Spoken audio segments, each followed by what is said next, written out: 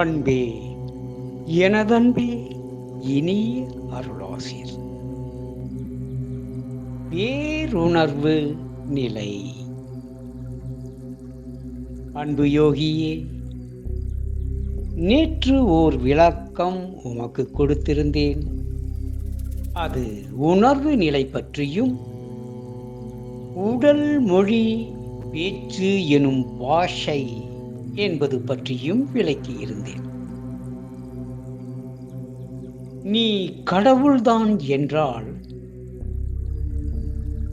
இந்த யோகம் கடந்த ஞான நிலையில் நீ மரம், செடி, கொடிகளோடு மட்டும் பேசுவதல்ல, ஓரறிவு முதல் ஆறறிவு வரை உள்ள ஜீவர்களோடு மட்டும் பேசினால் போதாது. நீ இந்த பிரபஞ்சத்தோடும் பேசுதல் வேண்டும், பஞ்சபூதங்களோடும் நீ பேசுதல் வேண்டும். எப்படி பேசுவது? நீ கடவுள் எனில் உன் கடவுள் தன்மையை நீ வெளிப்படுத்துதல் வேண்டும் அல்லவா? எப்படி வெளிப்படுத்துதல்? நீ இந்த பிரபஞ்சத்தோடு பேசுகையில் தான் நீ கடவுள் என்பது உனக்கு புரிபடும். அன்பே, நீ வெறும் உணர்வு நிலையை கொண்டு மட்டும் பேச முடியாது, அறிவு நிலை கொண்டும் பேச முடியாது.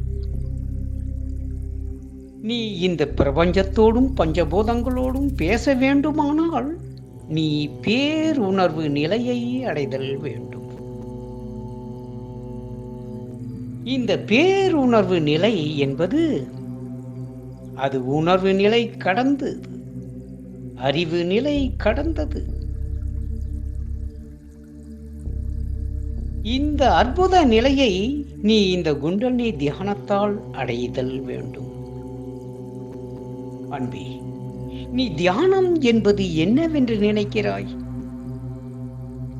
இந்த தியானத்தால் அஷ்டமா சித்திகள் பெறலாம், மண், பெண், பொன் எனும் மூவாசைகளை அடையலாம், நினைத்த காரியங்களை சித்திக்கலாம் என எண்ணி இருந்தால் உன்னை விட பெரிய முட்டாள் யாரும் இந்த உலகில் இருக்க முடியாது. இவற்றையெல்லாம் நீ அடையலாம். ஆனால் இவைகளை நீ அடைந்த பிறகு இவைகள் யாவும் உன்னை பற்றி கொண்டு பரிதவிக்க செய்துவிடும், தெரியுமா? காரணம், நீ இந்த யோகத்தால் இவற்றை அடையலாம், ஆனால் அவைகள் உன்னை பற்றி கொள்ளும். இந்த அஷ்டமா சித்திகளையும் ஆசைகளையும் கடந்தால்தான் நீ உணர்வு நிலை அடைய முடியும்.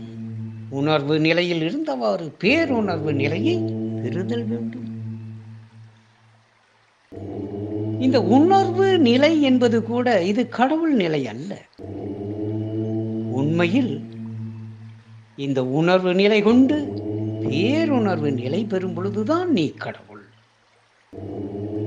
அப்பொழுது உன் பார்வையில் அருள் ஒளி பெருகும், உன் பரிசத்தில் பேரின்பம் உருகும். இந்த பேருணர்வு எனும் பரிபாஷை கொண்டு நீ பேசுகையில் நீ எந்த சக்தியையும் உன் கீழ் அடிபணியே செய்ய முடியும். அன்பே, அப்பொழுதுதான் நீ கடவுள் என்பதை உன்னால் அறிந்து கொள்ள முடியும். இந்த பஞ்சபூதங்கள் உன் கீழ் அடிபணியும் போது உன் கடைக்கண் பார்வை கண்டு எல்லா மாயைகளும் விலகும் பொழுது அப்பொழுது தெரியும் நீ கடவுள் என்பது. உனக்கான தேவைகள் என்பதே அப்போது இல்லாது மறைந்து போய்விடும். காலங்கள் கிடையாது, கர்மங்கள் கிடையாது, கர்ம வினைகள் கிடையாது.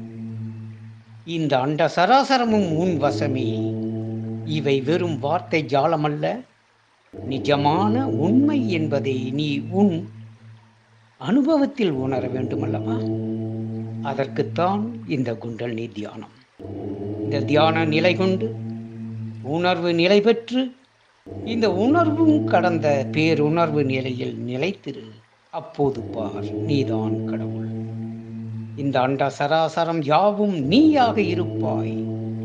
உன் தரிசனம் உள் தரிசனமாய் மாறி உயிராய் உடல்களாய் உணர்வாய் எங்கும் நீயே நீ நிறைந்திருப்பதை அறிவாய். என்ன புரிகிறதா? எனது அன்பு நிறை அருளாசீர். நன்றி செய்க, நலமே பெறுக.